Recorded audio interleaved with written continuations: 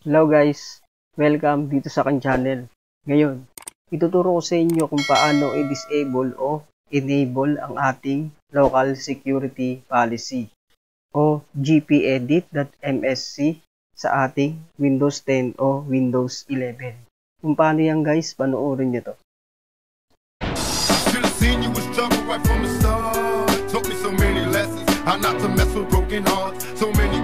When this began, we was the perfect match.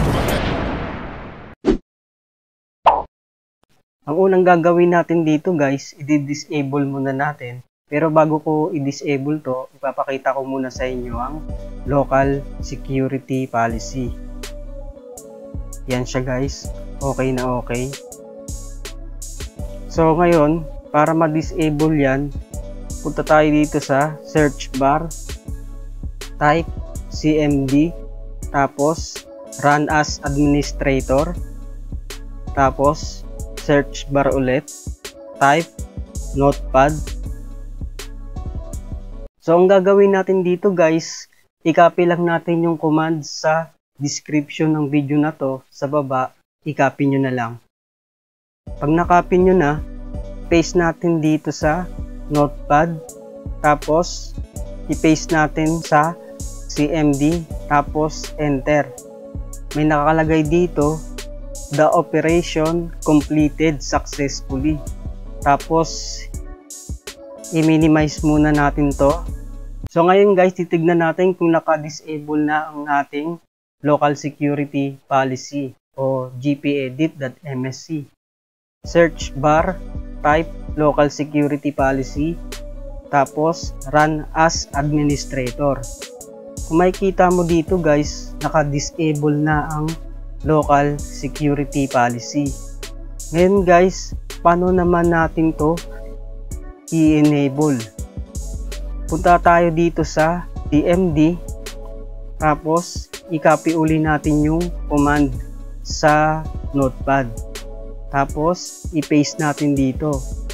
Kung makikita mo rito guys, meron ditong 1 space slash tapos F. So ngayon guys, burahin muna natin itong 1 space slash F, tapos yung 1 gagawin natin 0. So magiging 0 space slash tapos F, tapos enter lang natin. May nakalagay dito, the operation completed successfully. So ngayon guys, titignan natin kung naka-enable na ang ating local security policy. Search bar, type local security policy, tapos run as administrator.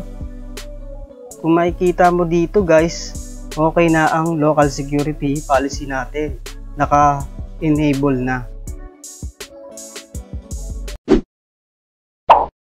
So ayun nga guys, ganoon lang kadali kung paano i-disable o enable ang ating local security policy o gpedit.msc sa ating Windows 10 o Windows 11. Kung nagustuhan mo itong tutorial na to, mag-like and subscribe na rito sa aking channel. Pinutin na rin ang notification bell para lagi kang updated sa mga video o pampaparating.